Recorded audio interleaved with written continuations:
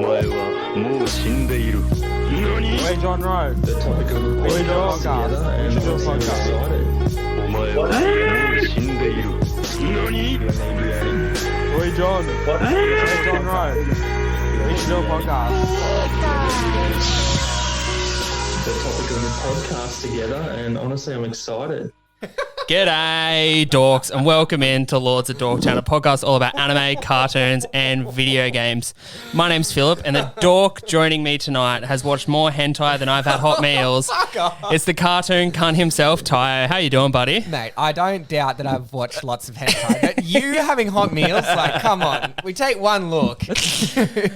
Yeah, I love my hot meals. Anyway, we're not fucking here to fuck spiders today. We're on a fucking schedule. Yeah, we're on Let's do this. We're here to talk about probably one of the most anticipated cartoons of 2020 or 2021 when it came out. Yeah. Invincibles.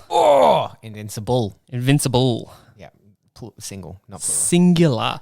Man, so this came out 2021 and Yeah. I didn't watch it. I know, me and fucking John Rowe were onto it, man. Like, I think I bought Prime for this. Yeah, you did, yeah. And then watched The Boys. Oh, yeah, that's right, because it happened just as my breakup happened. So I just like poured myself into watching this. You came around and we like snuggled on the futon and watched a couple episodes. Yeah, and I remember naught of that because I was fucking hammered that night. I was so yeah, this came out in 2021 and I finally got around to watching it about a week ago. Holy fuck. Kicking myself that it took me that long to watch it. Oh my God, man, the last scene of the first episode. It's pretty fucking good, I'll give you that. So, I had strong feelings about this the whole way through. I think every episode left me feeling something different. Overall, though, speaking, I think this series is phenomenal. Oh, it's fucking amazing, man. Like, it's funny because there was The Boys, which also has like Aquaman and fucking Superman and all of these analogs like you do have in fucking Invincible. I was watching it with John, friend of the show. J-Ro, friend of the show, yeah. Yeah, and then it was just so funny because it's like, oh, it's literally just Batman and the Flash, and it's just the Justice League. Yeah. And then Omni-Man comes in and fucking annihilates them, man, in like the most brutal way. That's what I first saw that end scene on like some cartoon anime Facebook page I'm on, or fucking Reddit, wherever I was seeing it. And then that's what made me get it. Seeing that final scene where he just like, it's, oh my God. And just the way that they break it down is like, come on, he was super fast. It's not that much of a power, like ripping on the Red Rush, which was like, and all of the analogs were so good. And it just like, it really breaks down because like DC and Marvel essentially have everything. Like there's no superhero you can make that isn't Already in the catalog at some point. Isn't similar to it at least. Even in their own catalogs, they have like overlaps. Oh yeah, so for it's sure. like there's no way you can make totally original superheroes. So the great way to do that was like they're like, oh yeah, here's the Justice League, and we'll show you how badass our dude is because he fucks them up. Like who's the? I can get all the other analogs and all the other kind of like homages in the what are they called? They're not the Justice League. They're the global. Yeah, the Globe Defenders or something like that. Global Defense or some bullshit like that. Who's Green Ghost? Is kind of like... It's like kind of like a Kitty Pryde almost. It's... I think... So like the stupid fish, it's so good how they made Aquaman so fucked. And look, then and it's I like have its head. I have fucking issues with that I think because Green Ghost is kind of Green Lantern. Oh yeah, I suppose. And then that weird shapeshifter is kind of like Martian Manhunter. I got that one. Those three, I think, sort of fall a bit off the wayside. But again, they're trying to make it interesting. And the intro to the Green Ghost, like you think it's going to be... the model, yeah. Yeah. It was. I actually really enjoyed that scene where they were summoning the global defenders or whatever fucking... Whatever. And then that just like, you're like, oh, this cool backstory. Oh, cool. Yeah. We're getting to learn about them. Fucking dude. Yeah, just dead. Oh, man, when that fucking... The Wonder Woman, I can't even remember her name anymore. Fucking War Woman. spits that blood up when her head's twisted backwards and she spits So that fucking blood. gnarly. Oh my God. Or when the Red Rush starts beating into Omni-Man and he's just like busting his hands up and you see his hands break and like, holy fuck, it is amazing, man. Yeah, for that to be the climax of the first episode. I mean, they hit so strong with it. I think initially when I watched it with you that first night when I was fucking plastered on white wine, I felt a bit queasy. I think I have a limit for how much violence and viscera I can withstand, and this show fucking definitely tested that limit because every episode's a fucking bloodbath. But It's like brutal, man. Or in episode 2, when those interdimensional aliens come, and then Invincible flies away with the old grandma to save her, and just like fucking fucks her mangles up, her. man. It's just like so good because this is what I like with The Boys as well too. Fucking Amazon Prime coming out with killer fucking superhero. it had 2 fucking hectic shows. The Boys is really similar in the fact that it's like it's much more realistic. It's like, oh, you see these superheroes that do all of that stuff. It's like Superman can't just fucking catch a woman out of midair without fucking obliterating her. Like physics. He would literally have to like decelerate, match her speed, and all that bullshit. Yeah, yeah, If like- he just or he- stopped her immediately. Turn her into mist. Yeah, just she gets fucking cut in half by his steel arms. I think the switch between the hand-drawn animation and the CG gets a little bit janky in this. Did you notice that when they fight those interdimensional aliens, they're walking out, that's like a crowd simulation. Yeah. Like you can tell it's a simulated crowd. They could have given it another couple of passes to really get the... It's sort of similar with AOT, fucking the first of season 4. Yeah. And then the second half of season 4. They really like gave the render a more cartoon feel, so it didn't look this glossy CG. And I think too that like any of those like wider shots where there's so much movement and so many things going on, you really always kind of lose a bit of magic when it comes to animation because it's just there's so much happening. Yeah, It's so because in normal animation, it's complicated. just a still, basically. Yeah, They just exactly. pan from a still and have some noise. So this, they just like simmed a crowd. And then they did some like most of the vehicles and all of that are CG, but it's like it wasn't as abrupt as I get in some of the other things. It definitely could have been better, but their dust sim, I think, or their particle simulations are really good, like when they kick up the dust. I think they spent a lot of money making Blood look fantastic. Yeah. Because I think even though I'm not a massive fan of like super gore and viscera, every scene where there's gore and viscera looks so gorgeous. It's fucking insane how good it looks most of the time. Yeah. How did you feel about the role that Omni-Man plays in it? Like with especially with his relationship with Mark, his son. I love it. Did you? It's like literally me and my dad. There was that one scene where he hits him in the sternum. Yeah. Literally a childhood memory. Oh my That's God. like not the first time I've watched a superhero origin. I was like, my dad did that to me. What the fuck is Oh my his God. problem? Literally, when I like watching this series and like looking at Omni-Man, I was like, there's something that's like weirdly like when I'm not vibing with Omni-Man, and then I was like, oh fuck, he's got the same mustache as my stepdad, and then I was like, oh no, there's a reason that I had strong feelings towards this character for a fair bit. When he goes into that portal and spends like a lifetime annihilating this planet so that It's they can send the him back, best and then he just scene. pops back and it's like, oh hey, like it's so well done. Oh, how brutal he shows the life thing where he talks about like Invincible's mum, where he's like, yeah, Mark's mum was like, yeah, she's like a pet. Yeah, that whole kind of climax in the final episode where Omni-Man's just fucking laying it bare. It is when he fucking brutal. palms that invisible soldier and like Splits him in half over the kitchen bench. Yeah, man. I actually like gasped when that happened. I went, oh my! I was just, oh fuck! It's so well done, man. And that's like the gore doesn't lose its impact. Impact, Nah, like at all. And I thought it would have, especially after that first episode. I was like, well, this. I was like, oh, well, it can't keep how this quickly standard. did it happen in Young Justice?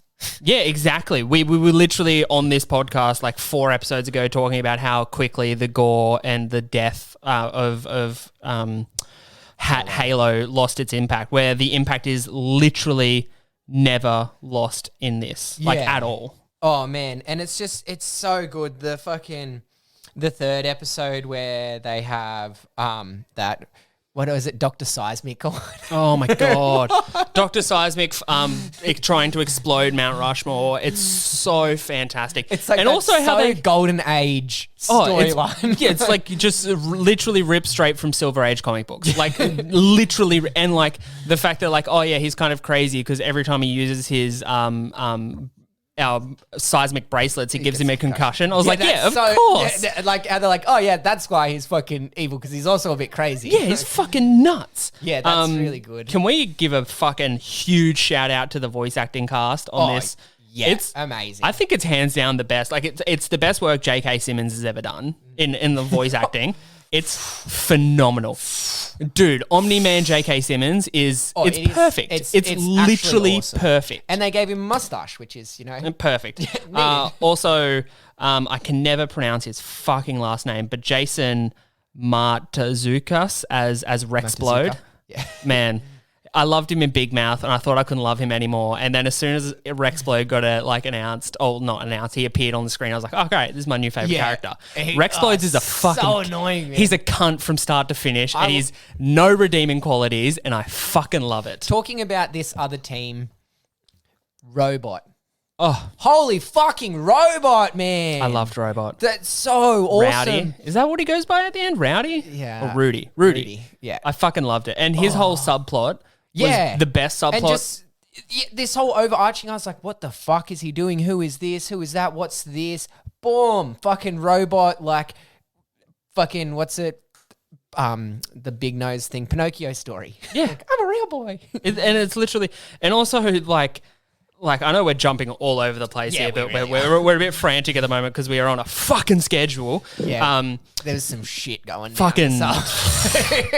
Heckers. But yeah, Robot, especially in that scene where the cloning process has happened and there's the two robots talking, or they're not robots, the two clones talking, and it's like, I really hoped I was going to be the one, and they're having that conversation because, one of them's going to have to die, and it's just fucking heartbreaking. That whole banter between them being like this clone thing, and the fact that they've constantly died, it's like they're probably none of the original ones left. They're clones of clones of clones of clones. Like, yeah. But that's so cool. The Mauler twins. Yeah, the Mauler twins. Fantastic. What a great fucking C-grade villain just to be sprinkled out through the whole series. Yeah, and so does good. really well in the plot. And then the way that they put in the plot in the beginning when the Mauler twins go and attack the White House, and you have those two guards talking, and then you see that guard go to London with his stepson, and his stepson saves his life. And he calls him Dad, man, and I fucking got goosebumps. It's heartbreaking. Oh, Monster Girl. Again, like essentially an analog to the Hulk. Yep. But they make this whole cool, like it's a mystical curse and she reverse ages. So it gives it this extra weight, I suppose. Yeah. And also Grey Griffin, who voices her, is like,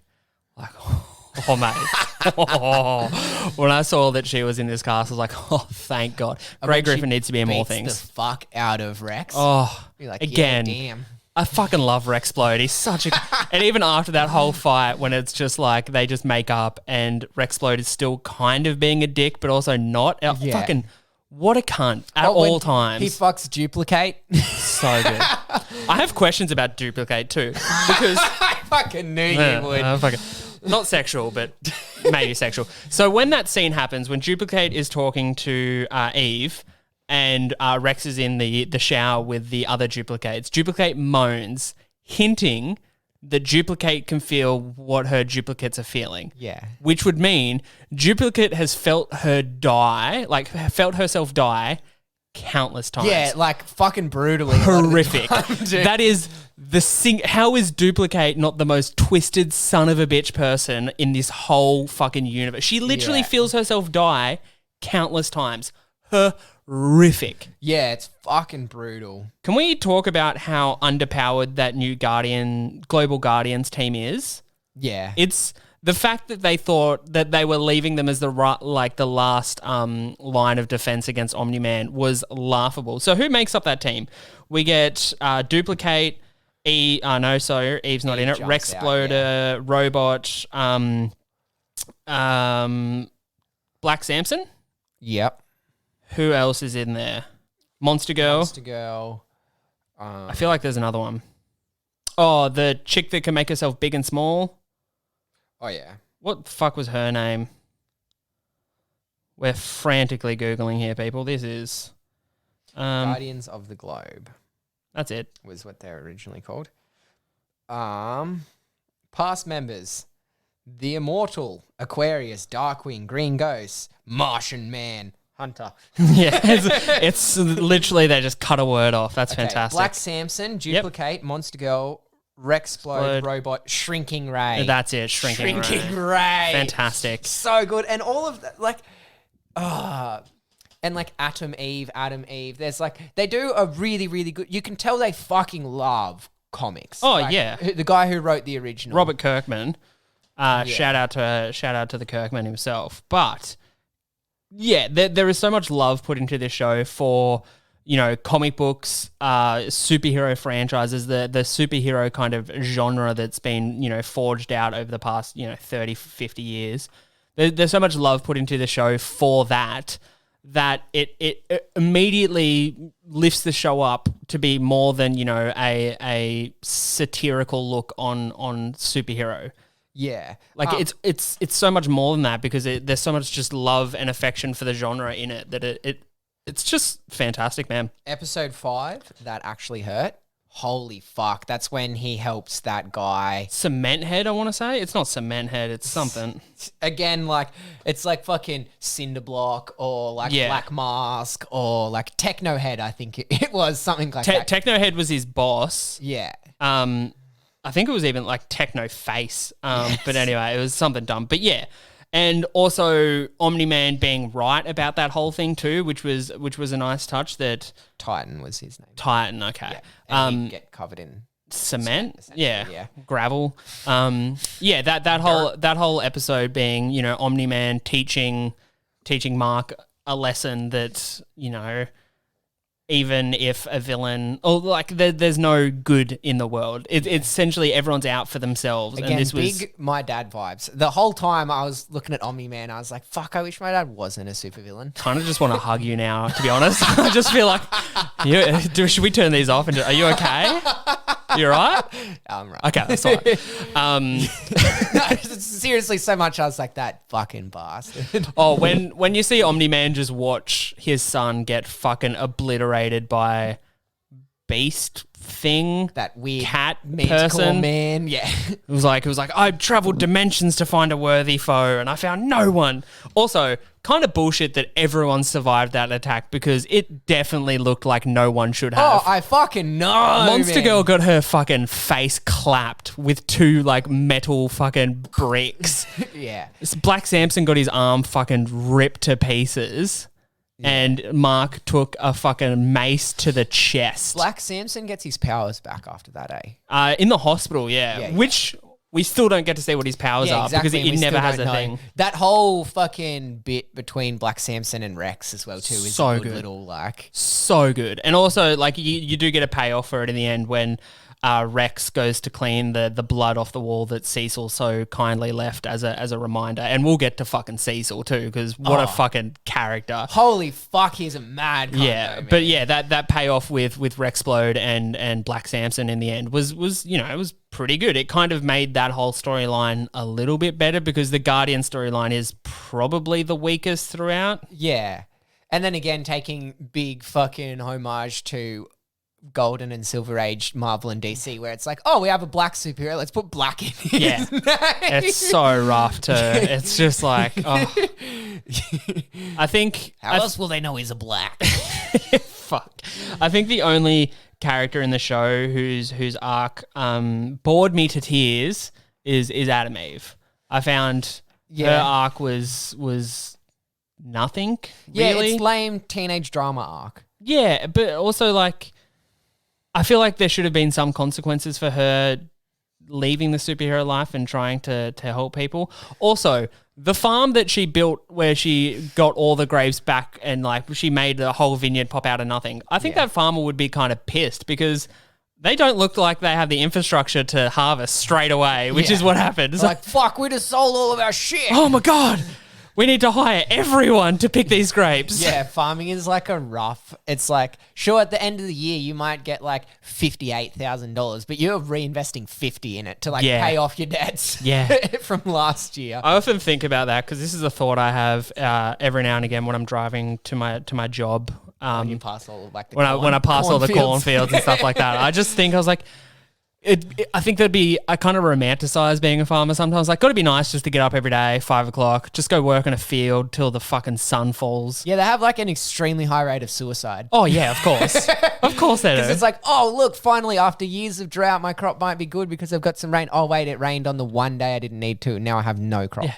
Or it rained too much and the insects came in and just fucking ate everything. Yeah, it's like the variables are like if you crunch the numbers and you look at it on like the peak of everything, you can make really good profit margins, but nothing ever works out. We used to live in Armidale, and we used to drive to my brother's, friend of the show, Justin, and we used to drive through Glen Innes and to Glen Innes, and would have to drive through some of the wealthiest farm like areas in New South Wales. Yeah, and you would literally drive past their house that'd be like brand new Land Cruiser, Ferrari in the driveway, and it's just like on this massive property, and it's like, yeah, farming pays off, but also you got to think of the fucking 98% of the other farmers who are fucking everyone they fucked over to make a profit literally, and anyway, then bought out and stuff. We got off topic real quick there. And Eve, I think she's the weakest link of this series, which is unfortunate because I think her voice actor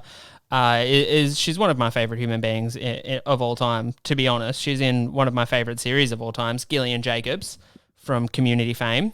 Oh yeah, I fucking love Britta from Community, and she. It's a shame because I think her powers are really interesting. Her relationship with Mark's really interesting, and I don't feel like it ever gets. Well, man, we had like this is 8 episodes. Like you forget how tiny it is, man. It's like there was like 8 hours of this. That's not enough. And it's crazy to think how much they actually got in those 8 hours too. Yeah, it's like half a fucking Young Justice season. I know. Could you imagine this, but given the amount of airtime Young Justice season 3 got? Yeah. Oh my god. But yeah, I'd fucking It's Seth Rogen's fucking character in there. Like again, really funny that they just like chucked him in. He's the one that comes to like Mark's dad he sends him up into space. He's that one-eye dude who comes in to like test Earth's security. Yeah, that's Seth Rogen. Oh, it's so good. It just turns out he gets like a clerical error. He was supposed to go to like Mirth, and he ended up at Earth, and he's like, oh god damn it. And that also being the climax of the whole series too, when he rushes back. He comes back and then explains the whole thing about his dad. Or when they go to Mars. Again, pretty cool episode, but it's like I feel like that's going to pay off later because we get to see, you know. Yeah, you see that it's well, that's the good thing about at the end of episode 8 where Seth's character fucking asks him like, "Oh, what are you going to do?" And then it shows you like some flashes of some plot lines that have started developing. It's like, oh, I don't know. Because I mean, the thing on Mars was like clearly based off the star face eaters Starro, from Starro. That's it. I was racking my brain. I was like, I know stars in the name. It's the Aussie star. Starro, you mad cunt. Fucking Starro. It's time for some skewies. Get us a fucking durry, Starro. Fucking Starro. What? Yeah, man. I really enjoyed that quick little clip show at the end of the series where it just filled us in on all the stuff that's coming in a season 2. And this show got so quickly confirmed for a season 2 that you'd want to fucking hope so. Man. As if this show wouldn't get a season 2. It's nuts to think that it was ever in question. The beginning of that episode, where they break into like some dude breaks into some Egyptian cave and he's like, oh, and raises up some god, and then Invincible and Omni-Man are just like flying over the desert and kick up this sandstorm and lock old mate in the tomb. Like it's just this fun little like there's so many fun little bits in that. Like the top of Everest was one where I actually like spat my drink out laughing when that guy climbed up Everest and there's just two superheroes. Yeah, very good. Oh, also playing catch around playing catch. Also, how shit Mark is at geography throughout the whole series is fantastic. Yeah, I like that like character flaw consistency because like some people will happily chuck in a character flaw for an episode and like, oh, this episode is really arrogant, where in every episode he's like fucking shy or whatever. Whereas like Mark seems to have like a pretty consistent characteristics throughout. I love the consistency of all the characters because you're right. Omni-Man's always slightly a cunt. Like he's never a full cunt. Yeah, but you can tell he's got like a superiority complex. Like it's really well that they put the superiority complex in like the subtleties of his inflection and his word choices and stuff. Yeah, and just how cavalier he is about everything. Imagine how hard it would be to not have a fucking superiority complex when you're a god who's lived for lifetimes. And like their aging slows down the older they get too. Yeah, that was a really cool touch. Because when that happens on the show, you kind of think back, and he did spend that a long amount of time in that parallel universe, and that just means he's aging slower, even slower now. So that didn't add any time to it. He comes out with that long hair and the beard and stuff like that. It's fucking badass. I think that was such a cool touch about his species too. Like it's such a nice play on the Superman kind of story, the Superman archetype of characters. Yeah. I knew he was obviously Omni-Man was bullshitting about his origin stories and everything like that. But when it turned out that he was just from a warrior race, I'm not going to lie, I was a little bit disappointed. I thought it could have been a little bit more interesting than just like a warrior conquering race. Yeah. Yeah. Fuck. They've put so much writing into everywhere else. Like it can just be simple and easy because that also develops that gives the ability to develop like personal plot points in there because you see when he's flying away he's crying, like, so he has this nationalistic or planetary fucking like duty as a Viltrumite, but then he also has this son who, like, even though he is weak, like he still cares. Still sorry, man, when he beats the absolute fuck out of him and he's there like ruh, ruh. Oh, it was the meme. Again, it was the meme real, of 2021. Too real for me. Way too real. The scene where he just holds him in front of a train and there's just I actually stopped eating at that point because I was eating lunch. I was like, I'm just going to put this aside. And you see his hands go through people's faces. Oh, my God. And, like, all of the gore is, like, so well done. Like, that is up there. It's like the fucking, when he beats the fuck out of that old grandma accidentally flying through the streets. So rough. When his dad fucking puts him straight through the bus or train or whatever. Yeah. He's like, throwing his hands around and people just, like, mashing into people. him. Oh. Yeah, and then when the fucking Guardians get demolished, it's like they're fucking... Or then even when that whole fight between fucking Invincible and Omni-Man, like... It's just fucking him. It's so good. We also get like a pretty good chunk with Immortal too, who I was glad to come back, like one of the original Guardians come back. I was glad. I thought it was a very funny touch when the twins brought Immortal back together or brought him back to life.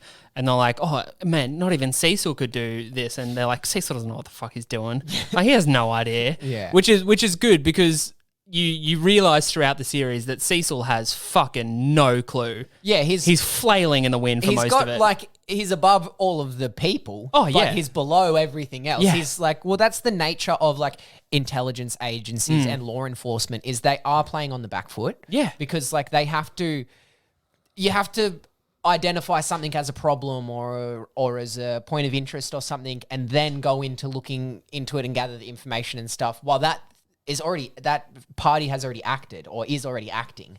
So it's like you're constantly trying to catch up. And Cecil's little sidekick, fucking Bobby Hill, all grown up. Yeah, that's exactly what I thought, man. Every time he's on the screen, I was like, "That's just fucking Bobby Hill." Oh, when the fucking explosion. Oh my God, that's fucking. Oh, when horrific. they get that fucking Arwell fucking Lovecraft type HP Lovecraft, Yeah, fucking Cthulhu monster, and then drop it back on them. What when did they fighting? No, they were calling it a kaiju. That's right. They were Kaiju, calling it a yeah. kaiju, but yeah, it was super Lovecraftian. Yeah. Which is fantastic. And also how much that put up like a pretty good fight against Omni-Man. Like they killed its pain receptors, I think they were saying. Yeah. It was a cool touch. I like that Immortal is like Superman, but also kind of Vandal Savage with his like immortality as well too. Like he got even his design wise, chopped he off. looks a Yeah, bit it looks Vandal real- Savage. real Yeah, Vandal-like. that was a really good contrast.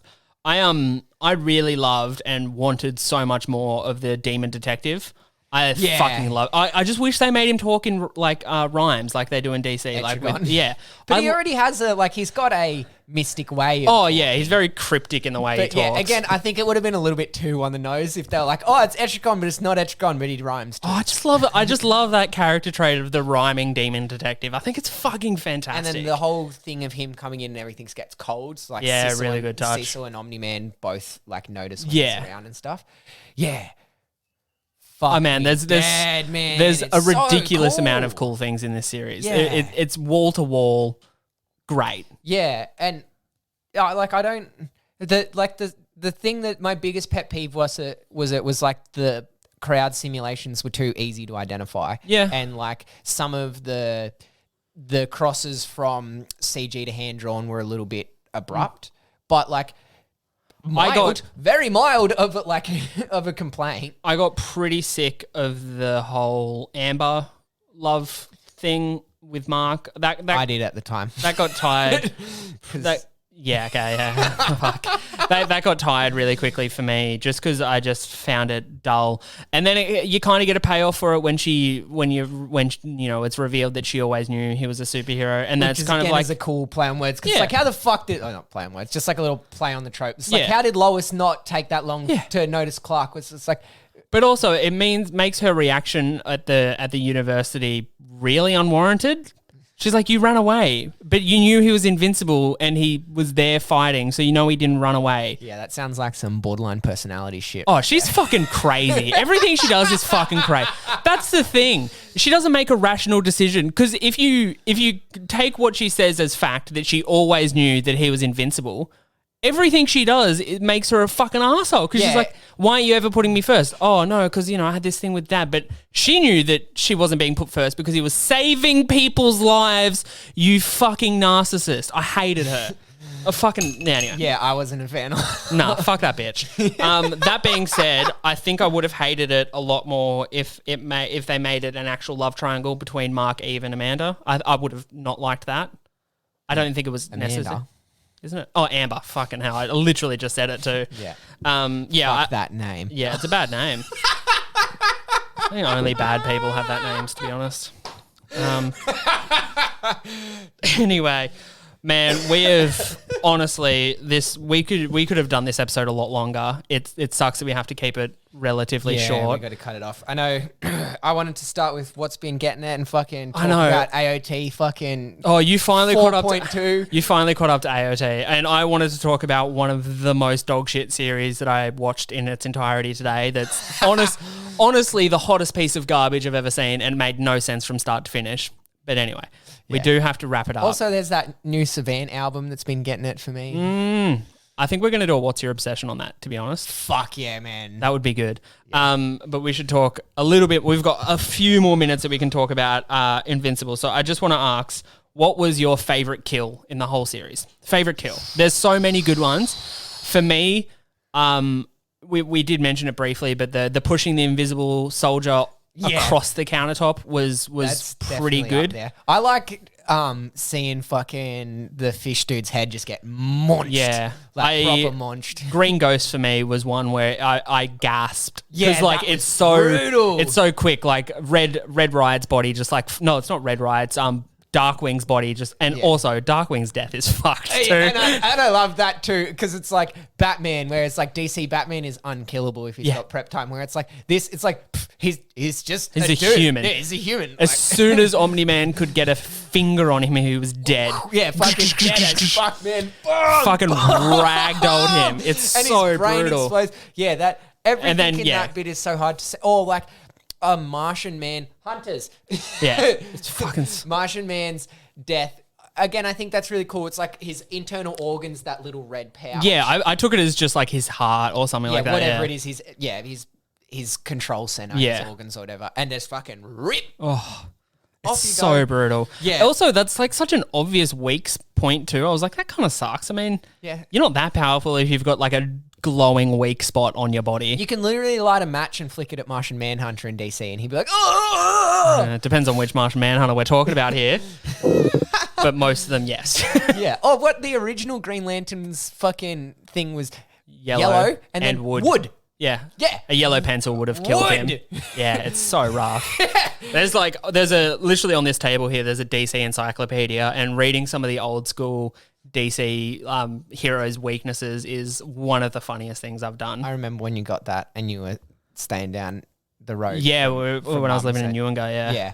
Yeah, and then you come up and I borrowed that for like fucking 2 months. Oh, mate. And I fucking threw it and threw it and threw it and threw it. It's my most read book. This is and what it's made huge. me most interested about the Robins.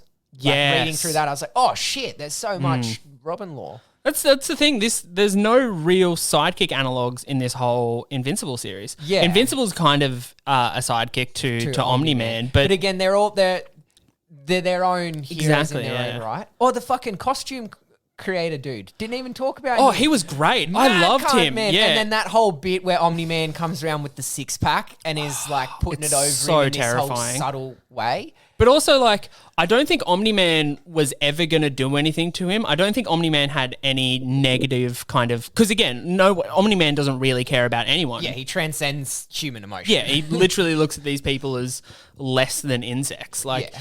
But yeah, that whole scene is so tense, but also kind of jovial. Yeah, I know. It's like this, these cool friends reuniting, but he knows that he knows. Yeah, which is such a fucking tense thing. Yeah. The thought of being in a conversation where I know something, that he knows something, that I know something, literally makes me sweaty. I'm sweating just thinking about it. Well, it's also 30 degrees, but really well written, that whole dialogue between them two as well. And that whole relationship is really cool. Yeah, it's like it's a fucking great series. It's really, really good. Well, fuck, man, we have to wrap up. Okay. Okay. The last thing I want to say, like, super quickly, the relationship between Omni-Man and Omni-Man's wife, who I can't remember who it is truly spectacular. She is the toughest woman I can think of. Yeah, she is a fucking bad bitch. Oh, man. my when God. she puts like when fucking Invincible tries to like flex on her, be like, "Oh, what are you gonna do?" And she's just like, Does that "How make you feel fucking dare tough? you?" Yeah. Does that make you feel does tough? Does that make you feel big? Oh, my God. And it's like, oh. I felt little when she said that. I was like, no, I don't.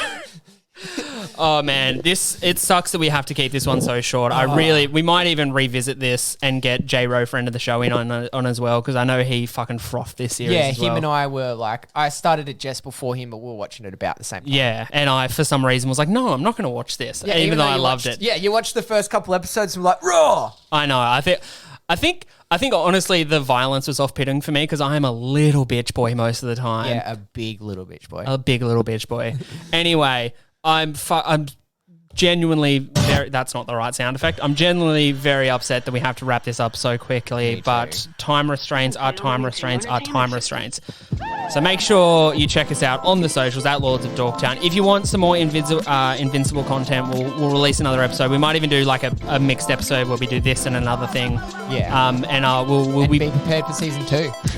Be prepared for season 2. And guess what? I'm going to watch it when it comes out this time. Because I was not like, a year bro, later. This is like brand new. We can have like a relevant pod up quick. Nah, relevance is overrated, son. Wait for a year to drop this let's shit. do Yu-Gi-Oh! GX. Anyway, it's been sick. Make sure you keep it dorky. You want to sign us off there, Tayo? Stay dorky, everyone. You!